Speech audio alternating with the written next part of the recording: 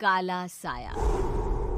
यूं तो बनारस घाट अपनी खूबसूरती के लिए बहुत प्रचलित है, पर घाट के किनारे कई राज लिए बैठे हैं। ये कहानी शुरू होती है बनारस के घाट के पास बने ममता निवास से, जहां प्रिया लाल जोड़े में ममता के घर उसकी बहू बनकर आती है। आओ आओ बहू, घर को अपने पैरों से पवित्र करो। ममता घर की दहलीज पार कर ही रही होती है कि अचानक एक बहुत गंदी सी बास पूरे घर में फैल जाती है।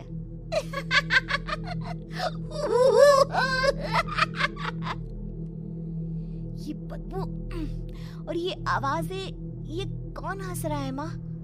अब ये पड़ोसी ना हमारे थोड़े अलग से है। कहाँ हम शाकाहारी और ये मांस मच्छी खाने वाले। छोड़, तू ध्यान मत दे और गृह प्रवेश कर। और हाँ बहू, अपनी सास की एक बात हमेशा याद रखना, इन पड़ोसियों से तो कभी बात नहीं करेगी। अच्छे लोग नहीं है ये। अपनी सास की ये बात मानेगी ना बेटा? हाँ माँ, जो आपकी मर्जी, मैं उनसे बात नहीं करूंगी। अगले दिन प्रिया अपनी पहली रसोई बनाने रसोई घर में जाती है। ये छोकी बात तो नाक में जा रही है। एक काम करती हूँ, खिड़की खोल देती हूँ। प्रिया खिड़की खोलने जाती है। इतने जाले, लगता है इस खिड़की को कभी खोला ही नहीं गया। पर ऐसा क्यों? ओह, नॉन वेज की स्मेल आती होगी ना। 2 मिनट के लिए खोल लेती हूँ, फिर बंद कर दूंगी। प्रिया खिड़की खोलती है। खिड़की खोलते ही उसकी नजर सामने वाले घर की खिड़की पर पड़ती है, जहाँ एक लड़की खड़ी होती है, हाथों में मेहंदी, लाल रंग की साड़ी, बिल्कुल सजी धजी, मानो प्रिया की तरह ही वो भी नई नवेली बहू हो। वो प्रिया को देखकर मुस्कुराती है।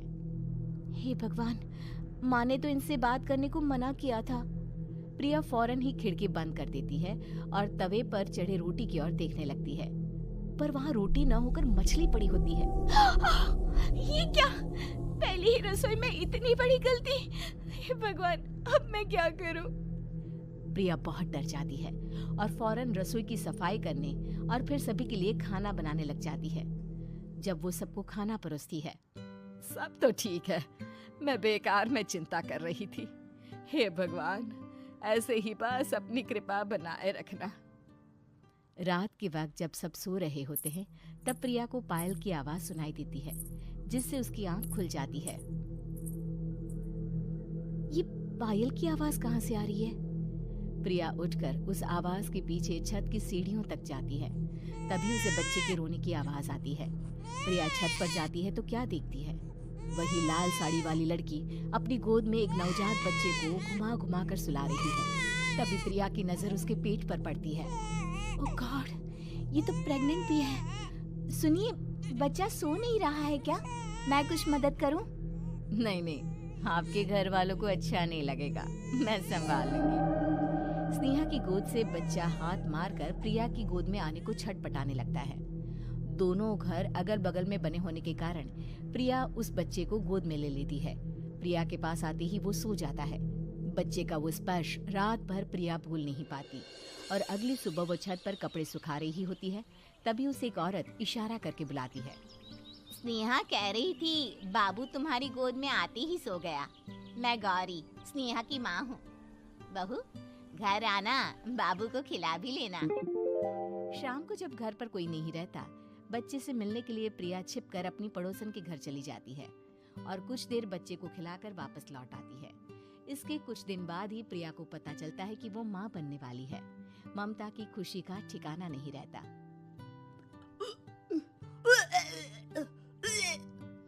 माँ जी, पता नहीं क्यों उल्टी आ रही है। प्रिया भागती हुई वॉशरूम में जाती है तो हरे और लाल रंग की उल्टी करती है। उस उल्टी में से कीड़े निकलते हैं। ये क्या? खून और ये कीड़े! माँ! माँ! प्रिया की आवाज सुनकर ममता दौड़ कर आती है, पर बेसिन में कुछ नहीं होता। प्रिया हक्की बक्की रह जाती है। ये सब क्या हो रहा है? प्रिया घबरा जाती है और अपने कमरे में जाकर सो जाती है। डर के कारण वो इतनी थक जाती है कि उसकी आंख लग जाती है। तब उसे ऐसा लगता है उसके पेट पर मानो कोई बैठा हुआ हो।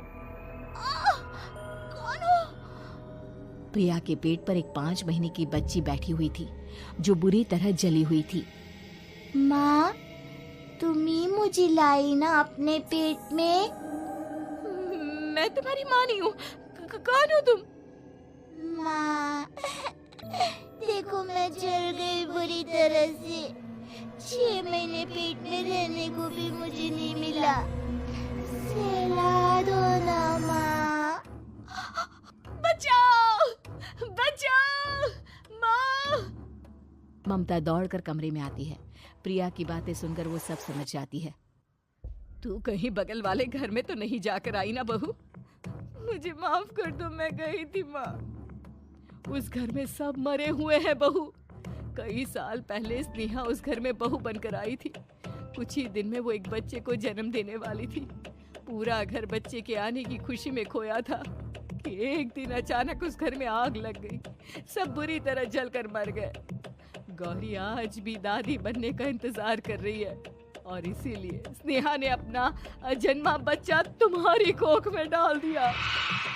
ममता ये कह रही होती है कि पीछे से उसके पैरों को एक बच्चा पकड़ लेता है।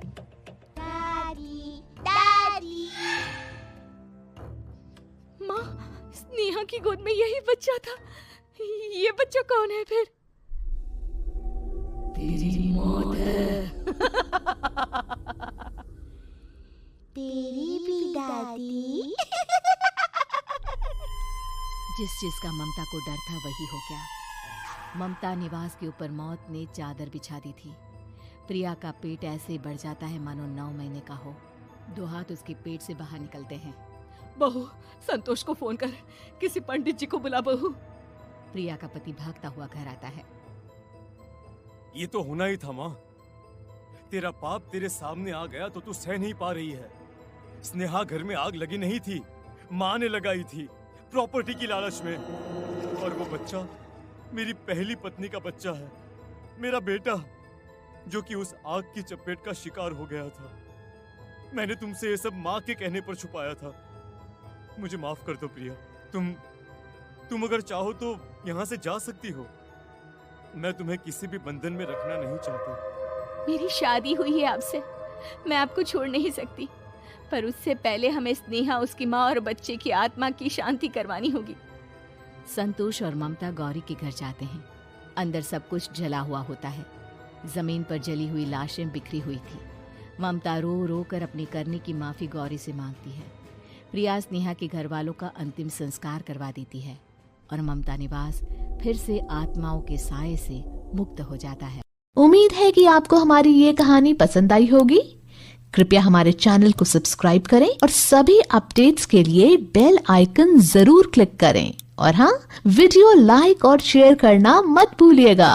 Bye bye.